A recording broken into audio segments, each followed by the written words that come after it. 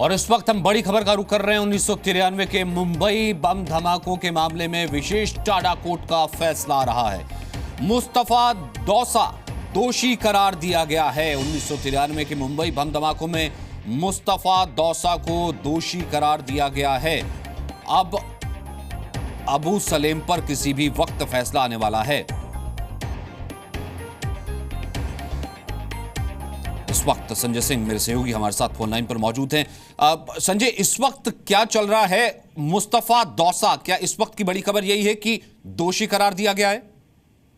जी बिल्कुल, अब से थोड़ी देर पहले जज साहब थे, उन्होंने फैसला सुनाना शुरू किया। कुल मिला के 7 आरोपी हैं, तो हर आरोपी के उसके नंबर के हिसाब से किया जाएगा। तो पहले नंबर पे मुस्तफा दौसा का नाम है, दूसरे नंबर पर अबू सालेम का नाम है। इस तरह से 7 आरोपी है। तो सबसे पहला आरोपी था, तो उसके बारे में जज साहब ने फैसला सुनाया है, उसके और उसकी रीजनिंग दी है। तो उसे क्रिमिनल कॉन्स्पिरेसी और टाडा के अलग धाराओं के तहत दोषी पाया गया है। तो आरोप ये था कि जो घर पर होते दुबई में वो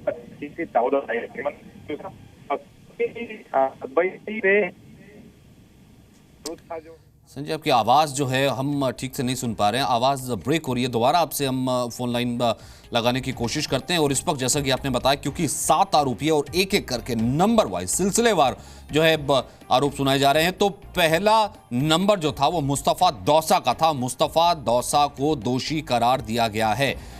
क्रिमिनल कॉन्स्पिरेसी या आपराधिक साजिश का मुकदमा की धाराएं उस पर लगी हुई थी, टाडा की धाराएं उस पर लगी हुई थी। और दूसरा नंबर है वो है अबू सलेम का। किसी भी वक्त अबू सलेम पर फैसला आ सकता है। और इस वक्त की बड़ी खबर यही है, मुस्तफा दौसा को दोषी करार दिया गया है। 2 घंटे में 12 धमाके हुए थे लगातार और 257 मौत हुई थी, जिसमें हम ये भी कह सकते हैं कि ये पार्ट 2 है। विशेष टाडा कोर्ट के फैसले का पार्ट 2 है। इससे पहले पार्ट 1 यानी कि वो आ चुका है। और एक बार फिर से मेरे सहयोगी हमारे साथ जुड़ चुके हैं। जी संजय, अपनी बात पूरी कीजिए। जी, तो मैं जैसे आपको बता रहा कि मुस्तफा का जितने भी 7 आरोपी पे फैसला आना है, उसमें सबसे ज्यादा किसी के ऊपर संगीन आरोप थे, तो ये आरोप था मुस्तफा दौसा पे। और उसके आज जो सजा सुनाई दी गई, उसे दोषी पाया गया। तो उस पर दुबई से भारत के अंदर आर्म्स और हथियार RDX भेजने का आरोप था। साथ ही पूरी की पूरी साजिश थी, उसमें उस पर शामिल होने का पूरा का पूरा शामिल होने का उसके ऊपर आरोप था। और इसके आज उसमें सिर्फ दोषी करार दिया गया है, लेकिन जो क्वांटम ऑफ सेंटेंस है, सजा कितनी होगी वो उसकी तारीफ वो और देंगे। लेकिन इसमें मैक्सिमम उसके उम्र कैद तक की सजा हो सकती है इसमें है। इसके बाद जो अगला नंबर जो आएगा वो है अबू सालेम का। तो अबू सालेम के ऊपर जो आरोप थे वो पढ़े जाएंगे और जज उसके बाद अपना फैसला सुनाएंगे और उसकी रीजनिंग देंगे। ऐसा करके एक एक करके 7 लोगों पे आरोप होंगे। लेकिन मुस्तफा दौसा जो था उस पर ज़्यादा संगीन आरोप थे। और ये वो दौर था जब 93 में ब्लास्ट हुआ था, तब अबू सालेम उतना बड़ा गैंगस्टर नहीं था, कोई छोटा मोटा सा ही गुंडा के तौर पे था। मुस्तफा दौसा तब उससे ज़्यादा बड़ा गुंडा माना जाता था। तो ये मुस्तफा दौसा का पर आरोप सिद्ध होना और उसे दोषी पाना काफ़ी बड़ा झटका और एक तरह से प्रोसिक्यूशन के लिए जीत है, क्योंकि 24 साल के बाद में ये जो फैसला था वो आया है। और एक बड़ी जीत के तौर पे प्रोसिक्यूशन इसे देख रहा है। इससे लगता है कि एक जो ट्रेंड है वो कहीं ना कहीं शुरू हो गया है कि बाकी के जो 6 आरोपी हैं वो भी कन्विक्ट हो सकते हैं। जी बिल्कुल, वो भी कन्विक्ट हो सकते हैं। और दूसरा नंबर, जैसा कि आपने बताया संजय, वो अबू सलेम का ही है। अब ऐसे में ये कि अबू सलेम क्योंकि प्रत्यर्पण के तहत लिस्बन से यहाँ पर लाया गया था, तो उसी प्रत्यर्पण संधि में एक ये भी कहीं ना कहीं क्लॉज है कि आप मौत की सजा नहीं दे सकते या फिर आप उम्र कैद से ज्यादा नहीं दे सकते हैं। ये कहीं प्रोसिक्यूशन के आड़े आएगा? देखिए, मैं आपको बता दूं 2005 में अबू सालेम का प्रत्यार्पण किया गया था, भारत लाया गया था। और तब पुर्तगाल की जो अदालत थी उसे भारत ने लिखकर दिया था कि उसे कैपिटल पनिशमेंट नहीं होगी, यानी फांसी की सज़ा, मौत की सज़ा नहीं होगी। लेकिन इस पर जो फिलहाल जो आरोप लग रहे हैं उसके अंदर हो सकता है उसे मौत की सज़ा नहीं दी जाएगी। लेकिन ये एकदम ट्रायल स्टेज पर है, क्योंकि इसके बाद के अंदर जाहिर सी बात है कि अबू सालेम, मुस्तफा दौसा जैसे जो लोग हैं वो इसके बाद इसके खिलाफ अपील भी करेंगे हाई कोर्ट और सुप्रीम कोर्ट में। तो एक मामला लंबा चलेगा। लेकिन भारत सरकार की ओर से प्रोसिक्यूशन की तरफ से साफ तौर पर रवैया रखा गया जब तक ये पूरा केस चलाया गया, जिसमें 400 से अधिक विटनेस को एग्जामिन फिर से किया गया था, कि उसमें उन्होंने अपनी तरफ से मैक्सिमम सजा की उसमें मांग की है। तो बहुत बड़ा झटका है अबू सालेम के लिए, बहुत बड़ा झटका है मुस्तफ़ा डोसा के लिए और तमाम इसके लिए। मैं आपको बता दूं कि 2 सेट, जैसे आपने थोड़ी देर पहले आप बता रहे थे, फर्स्ट सेट के जो लोग थे उन पे ऑलरेडी सजा हो चुकी है, दोषी पाए गए थे। अब जो सेकंड सेट के अंदर ये 7 थे, इसके अलावा और कोई आरोपी बचा नहीं है जिस पर मुकदमा चल रहा है। हाँ, कुछ आरोपी जो एब्सकॉन्डर हैं, जो फरार घोषित है, जिसमें दाऊद इब्राहिम है, टाइगर मेमन और बाकी लोगों के नाम शामिल है। लेकिन आज का जो फैसला आ रहा है वो काफ़ी इंपॉर्टेंट तौर पर होता है। एक प्रोसिक्यूशन की बड़ी जीत है। भारत ने स्टेप बाय स्टेप एक बहुत ही बड़े मामले को खोला था। बिकॉज आपको बता दूं 125 से ज़्यादा अब तक इसमें आरोपी रहे हैं, 20,000 पन्नों से ज़्यादा की इसमें एविडेंस पेश किए गए जा चुके हैं। इसके लिए इतना लंबा वक्त लग गया, लेकिन उसके बाद एक तरह से जो फैसला आया वो कहीं ना कहीं प्रोसिक्यूशन के लिए एक जीत के तौर पर। संजय जी, इस वक्त राकेश त्रिवेदी भी हमारे कोर्ट सहयोगी टाटा कोर्ट के बाहर से मौजूद हैं, उनके पास भी मैं दर्शकों को लिए चलता हूं। राकेश, इस वक्त क्या अपडेट है, क्या चल रहा है? सचिन, देखिए, इसमें जो दूसरा जो आरोपी है फिरोज खान, उसे भी अदालत ने जो है दोषी करार दिया है। इसके पहले मुस्तफ़ा डोसा को के बारे में अदालत ने ये कहा कि ये मुख्य साजिशकर्ताओं में से एक है। दाऊद के घर पर जो मीटिंग हुई थी, सभी मीटिंग्स में जो है मुस्तफ़ा डोसा जो है वो शामिल हुआ था, जिसमें दाऊद भी खुद वहाँ पर शामिल था इस कॉन्स्पिरेसी में। तो कहीं ना कहीं जो है मुस्तफ़ा डोसा को जो है इसमें मुख्य साजिशकर्ताओं में से एक माना गया है। और उसके बाद अब जो है दूसरा जो अक्यूज है इसमें फिरोज खान, उसे भी दोषी करार दे दिया गया है। इसके अलावा जो बाकी जो 5 दोषी हैं उनको, बाकी जो 5 आरोपी हैं उनको लेकर के अभी एक के बाद एक जो है अदालत की सुनवाई अंदर इस वक्त टाटा कोर्ट में जारी है। सचिन और राकेश, ये आज ही क्या डेट सुना दी जाएगी या फिर आज ही क्वांटम सेंटेंस भी सुना दिया जाएगा? देखिए, जो जानकारी सचिन हमें मिल रही है उसके मुताबिक आज सिर्फ ये फैसला हो पाएगा कि इनमें से कितने लोग जो है दोषी करार दिए जाते हैं या फिर नहीं दिए जाते हैं। और इसके बाद में क्वांटम ऑफ पनिशमेंट के ऊपर जो है इस पर अलग से बहस की जाएगी। सज़ा जो है कितनी दी जाए इन आरोपियों को, उसको लेकर के दोनों ही जो पक्ष अपनी अपनी दलील अदालत के सामने रखेंगे और उस पर फैसला जो है वो बाद में किसी अगली तारीख को आ सकता है। ऐसी जानकारी फिलहाल हमें जो है यहाँ पर वकीलों से मिल गई। और राकेश, अबू सलेम का अब कितना नंबर है?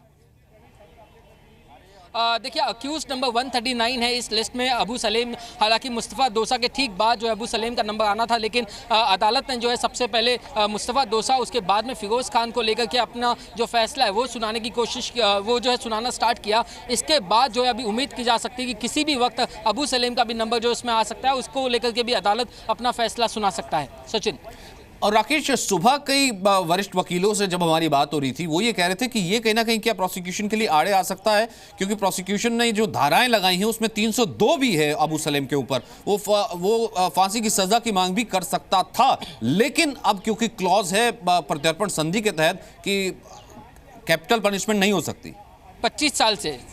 जी बिल्कुल सचिन, जो हमारी भी बातचीत हुई तो वरिष्ठ वकीलों का ये कहना था कि अबू सलेम को जो है 25 साल से ज़्यादा की सज़ा नहीं सुनाई जा सकती, क्योंकि जो प्रत्यर्पण संधि है उसके मुताबिक जो मैक्सिमम पनिशमेंट उसे दिया जा सकता है वो यही दिया जा सकता है। इसीलिए शायद जो है कहीं ना कहीं अदालत जो है पहले बाकी आरोपियों को लेकर के अपना फैसला सुना रहा है, जिन्हें जो है कैपिटल पनिशमेंट तक हो सकती है, फांसी की सज़ा से लेकर के उम्र कैद तक की भी सज़ा देने का प्रावधान उसमें है। हालांकि अबू सलेम की जहाँ तक बात करें तो उसे 25 साल से ज़्यादा की सज़ा नहीं दी जा सकती, जो कि संधि के मुताबिक है। सचिन जी बिल्कुल, यानी उससे ज़्यादा नहीं दी जा सकती। और एक और अब यहाँ पर जो धाराएं लगाई गई हैं, उन धाराओं के तहत कम से कम अबू सलेम का जिक्र अगर किया जाए, Abu Salem as a conspirator के तौर पर, क्योंकि 302 भी है, उम्र कैद तो दी जा सकती है। बिल्कुल, अब इस पर जो है सभी की निगाहें टिकी हुई हैं कि आखिर जो अदालत है अबू सलेम को लेकर के अपना क्या फैसला सुनाता है। अबू सलेम पर जिस तरीके से आरोप है कि उन्होंने हथियारों का जो जखीरा है वो तमाम AK-47 हथगोले और कुछ राउंड जो हैं वो सबसे पहले उन्होंने संजय दत्त के घर पर ला करके रखे, उसके बाद में 2 दिन के बाद जो उन्होंने फिर से अपने अबू सलेम ने 2 साथियों के साथ मिल करके वहाँ से वो हथियार उठाया, उसका इस्तेमाल किया। तो कहीं अवैध हथियार के इस मामले में, साथ ही साथ साजिश रचने के मामले में जो है उन्हें आरोपी बनाया गया था। ऐसे में अदालत उन्हें क्या इन सभी चार्जेस के तहत दोषी पाता है? नहीं, बस ये अब कुछ ही मिनटों में ये साफ हो जाएगा। सचिन, ये कुछ ही मिनटों में साफ हो जाएगा। और संजय जी, एक इसमें पर्सपेक्टिव ये भी है, जो कि भले तमाम एजेंसियां 24 साल लग गए, इतना लंबा ट्रायल, इतना वक्त चला, लेकिन अब भी जो मेन कॉन्स्पिरेटर है दाऊद इब्राहिम, वो अब भी एजेंसियों से दूर है, या फिर यूं कहें कि कोई खबर तक नहीं। ताहिर को भी दोषी, तीसरा दोषी करार, तीसरा आरोपी दोषी करार दिया गया है। ताहिर जी राकेश, आप पूरी कीजिए। यानी कि तीसरा दोषी ताहिर भी दोषी करार दिया गया है। कौन कौन सी धाराएं लगी थी और क्या इसके ऊपर आरोप थे? देखिए, ताहिर पे भी आरोप था कि उस कॉन्स्पिरेसी जो सेक्शन 120B, ये एक उनके ऊपर सबसे बड़ा, जो इन सभी आरोपियों के ऊपर एक जो है सेक्शन लगा हुआ है। इसके अलावा टाडा की जो सेक्शन है वो इनके ऊपर लगे हुए हैं। साथ ही साथ ताहिर पे भी ये आरोप था कि वो इस साजिश में शामिल था और उसने हत्यारों की जो लॉजिस्टिक है उसमें सपोर्ट किया। साथ ही साथ कुछ आरोपियों को पाकिस्तान और दुबई में अलग अलग जगहों पर जो ट्रेनिंग दिए जाने का भी आरोप ताहिर पर था। इस मामले में फिलहाल जो तीसरा आरोपी है ताहिर, उसे भी अदालत ने दोषी करार दिया है और चौथे आरोपी को लेकर के अब जो यहाँ पर सुनवाई शुरू हो चुकी है। सचिन। अच्छा राकेश, इससे पहले कि मैं संजय के पास जाऊं, एक चीज और, क्योंकि 139 जैसा आपने बताया कि दूसरा नंबर मुस्तफा दौसा के बाद सीधा अबू सलेम का ही था, तो दूसरे नंबर पे अबू सलेम को दोषी करार दिया जाना था या फिर सजा सुनाई जानी थी, लेकिन अबू सलेम को स्किप क्यों यहां पर किया गया है या फिर वो बाद में क्यों सुनाया जाएगा? देखिए, ये कोर्ट के जज के आधार पर है कि वो अपना फैसला जो है किस ऑर्डर में सुनाते हैं। हालांकि जो चार्जशीट थी उसके मुताबिक जो अक्यूज नंबर 138 मुस्तफ़ा दोसा थे, उसके अलावा 139 अबू सलेम था उसमें, और उसके बाद में 140 पर जो है कयूम और 141 पे रियाज, ऐसे अलग अलग जो है आरोपी थे। लेकिन जो एक जज चाहें तो वो अपने किसी भी ऑर्डर में जो है फैसला सुना सकते हैं और उसी के तहत जो है वो अभी अपना फैसला सुना गए हैं। हो सकता है कि कहीं ना कहीं प्रत्यर्पण संधि को लेकर के अगर कहीं पर वकीलों को कुछ डाउट हो या उस पर आगे कुछ बहस की जानी हो, इसीलिए शायद अबू सलेम को जो है आखिरी नंबर पे भी रखा होगा, ऐसी उम्मीद भी की जा सकती है। तो अब तक जो है 7 जो आरोपी थे उनमें से 3 आरोपियों को जो है अदालत ने दोषी करार दे दिया है। सचिन जी, और संजय जिसका जिक्र मैं कर रहा था कि कम से कम एक पर्सपेक्टिव इसका एक ये भी है, 24 साल इतना लंबा ट्रायल, लेकिन फिर भी जो मेन सबसे बड़ा कॉन्स्पिरेटर है वो अभी हमारी एजेंसियों की पहुंच से बहुत दूर है या है ही नहीं।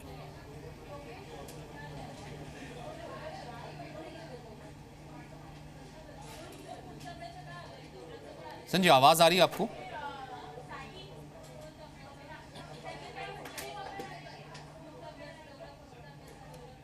लगता है संजय तक आवाज नहीं जा रही है। और राकेश, यहां पर कितना वक्त और लगेगा या फिर यूं कहें कि अब दोबारा एक डेट सुनाई जाएगी? आपने कहा कि अब जो जिरह होगी दोषी करार दिए जाने के बाद, अब जो जिरह होगी वो क्वांटम ऑफ पनिशमेंट पे होगी, यानी कि क्या सजा दी जाए उसके ऊपर बहस होगी। निश्चित तौर पर देखिए, ये उम्मीद की जा सकती है कि अगले 20 मिनट से लेकर के आधे घंटे में सभी जो आरोपी हैं 7 के 7 आरोपियों को लेकर के फैसला आ सकता है। और उसके बाद में अगली जो तारीख है वो हो सकता है कि आज लंच के बाद, यानी कि दोपहर के बाद जो है वो तारीख का ऐलान किया जाए, जिसमें दोनों ही पक्ष के जो वकील हैं वो अपनी तरफ से जिगर रखेंगे। जहाँ पर सरकारी वकील जो हैं वो इन आरोपियों को ज़्यादा से ज़्यादा सजा सुनाए जाने के लेकर के अपनी जिगर पेश करेंगे। हो सकता है वो सभी के लिए फांसी की मांग करें, लेकिन उसके अलावा दूसरी तरफ जो डिफेंस के वकील हैं वो कम से कम सजा की मांग करेंगे। ऐसे में जो जानकारी हमें मिल गई सचिन, उसके मुताबिक कुछ 1 या 2 ऐसे भी वकील हैं बचाव पक्ष की तरफ से जो आज किसी वजह से यहाँ पर हाजिर नहीं है। उनमें से एक वकील जो है वो आउट ऑफ इंडिया भी गए हुए हैं। हो सकता है कि उन्हें भी एक मौका दिया जाए इस पर जिगर रखने के लिए, उनके हिसाब से भी जो है डेट को आगे एक्सटेंड किया जा सकता है। तो ऐसा ये एक्सपेक्ट किया जा सकता है कि आने वाले किसी भी हफ्ते में जो है एक तारीख का ऐलान होगा जिसमें क्वांटम ऑफ पनिशमेंट को लेकर के बहस की जाएगी और दोनों ही पक्षों को सुनने के बाद विशेष टाडा कोर्ट जो है वो सजा को लेकर के अपना ऐलान करेगा कि आखिर इन आरोपियों को कितनी सजा दी जा सके। सचिन जी, एक बार फिर से मैं जाना चाहूंगा संजय के पास जो कि हमारे साथ जुड़ चुके हैं। संजय, पहले आप तक आवाज़ नहीं पहुंच रही थी, मैं इसमें एक और पर्सपेक्टिव भी जानना चाह रहा था और जो बहुत इंपॉर्टेंट भी है कि 24 साल इतना लंबा ट्रायल, और ये सब तो ये कह सकते हैं कि हम ये कहीं ना कहीं मोहरे थे। सबसे बड़ा कॉन्स्पिरेटर दाऊद इब्राहिम अब भी हमारी एजेंसियों की पकड़ से, पहुंच से दूर है, यूं कहें कि कोई खबर नहीं। जी बिल्कुल, सबसे बड़ा सवाल यही उठता है, जो असली आदमी, इंसान, असली मास्टरमाइंड था दाऊद इब्राहिम, टाइगर मेमन, अनीस इब्राहिम, मोहम्मद डोसा, ये जो मुख्य सबसे मुख्य लोग थे जिन्होंने पूरा का पूरा कॉन्स्पिरेसी की थी। माल कहाँ से आएगा, पैसे कहाँ से आएंगे, लोग कहाँ से जुटाए जाएंगे, वो जो मेन सबसे असली जो मुख्य लोग हैं वो कानून के पहुंच के बाहर हैं। 24 साल हो गए और अब तक वो कानून की पहुंच से बाहर है। जो बाकी बहुत सारे लोग जो गिरफ्तार हुए, जिन पे मामला चला और जिन्हें सजा भी हुई, जो दोषी भी पाए पाए गए वो हैं, बट उनमें से कोई भी उस लेवल का नहीं है जिस लेवल के असली कॉन्स्पिरेटर टाइगर मेमन और दाऊद इब्राहिम के लेवल के थे, और वो असल में बचे हुए। तो ये हमेशा एक सवालिया निशान रहेगा और एक केस को एक बहुत ज़बरदस्त केस के तौर पे देखा जाएगा, बिकॉज इसमें जिस अनुपात में विटनेसेस को एग्जामिन किया गया था, जिस हिसाब से एविडेंस किए गए थे, जितने आरोपी थे, और एक लंबा इन्वेस्टिगेशन चला, लंबा प्रोसिक्यूशन चला, अपने आप में एक सक्सेस के तौर पे देखा जाएगा। लेकिन उस सक्सेस में एक अधूरापन हमेशा रहेगा, और वो अधूरापन ये होगा कि जो मुख्य मास्टरमाइंड थे दाऊद इब्राहिम, टाइगर मेमन जैसे, वो कभी भी इस केस में नहीं आ पाए। वो मामला जिसने देश को हिला दिया था, देश में पहले सीरीज ऑफ बॉम्ब ब्लास्ट जिसने किए थे, उसके असली मास्टरमाइंड अब तक कानून के पहुंच से दूर बने हुए और उन्हें सजा नहीं हो पाई। ये जो है मलाल हमेशा बना रहेगा, प्रोसिक्यूशन को भी बना रहेगा, जो विक्टिम्स हैं उनकी फैमिलीज को भी बना रहेगा, और पुलिस वालों को भी बना रहेगा। सचिन, जाहिर सी बात है, ये बिल्कुल बना रहेगा और हमेशा ये कहीं ना कहीं सवाल उठेगा। तो लगातार इस बड़ी खबर पर, बड़े फैसले पर नजर हमारी बनी हुई है।